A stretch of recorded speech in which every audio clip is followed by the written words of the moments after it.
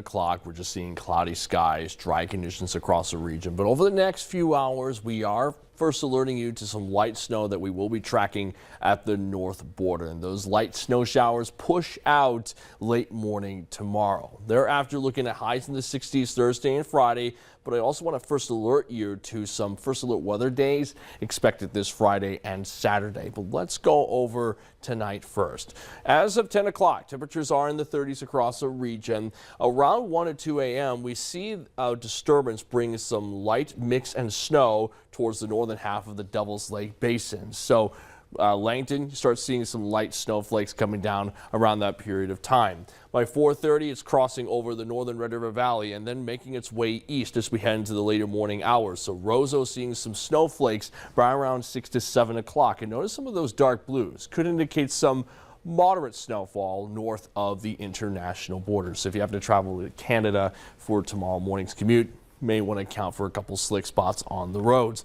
That light snow continues up until about 1 to 2 o'clock, at which point it's moving out of our region, leaving behind clearing skies for the afternoon hours. Not much snow anticipated, maybe 1 inch of snow out of the international border. So not, again, light snow accumulations, but it could mean a couple of slick spots out in the northernmost portions of our region. Otherwise, the rest of us looking clear and dry.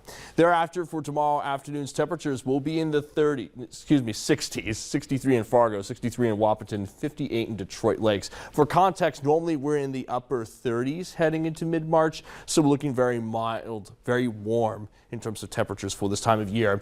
And we're seeing similar temperatures on Friday afternoon with highs in the 60s. The real story, though, is that first alert weather day expected between Friday and Saturday, because we'll start with rain at late Friday evening as a Colorado low lifts into our region. Overnight, cold air spills back in, turning that rain into mix and ice. And then we'll see moderate snowfall taking place between Saturday morning and Saturday night. And this is all thanks to this low pressure system that is currently off the west coast of the U.S., and that will start bringing that precipitation in Friday evening. So this model, the European model, has some rain popping up Friday evening. It's indicated by these dark green colors. Could even see a couple of downpours and an isolated thunderstorm.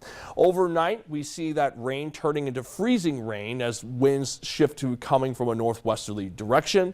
And we see that freezing rain then turning into snow in the Red River Valley early morning on Saturday. That snow then lingers across northwest Minnesota well into Saturday afternoon. It's not until late evening Saturday that we see the snow pushing out. There are uncertainties regarding where the heaviest icing and snow will take place. For example, the American model has a little bit more icing across a wider area compared to the heavily concentrated icing in northwest Minnesota that the European model takes. And as for the snow, well, the American model suggests a lot more snow and the heaviest snow concentrated in the Red River Valley, whereas the European model still has the heaviest snow in northwest Minnesota. So we'll have to keep an eye on those snow totals and rain totals, especially because we're still tracking those strong winds too.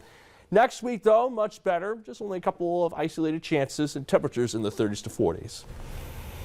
I like the temperatures better, like this Friday. However, comes with a lot of nonsense. Yeah, pretty much, but that's expected for this time of year, unfortunately. Thanks, Joseph. Up next.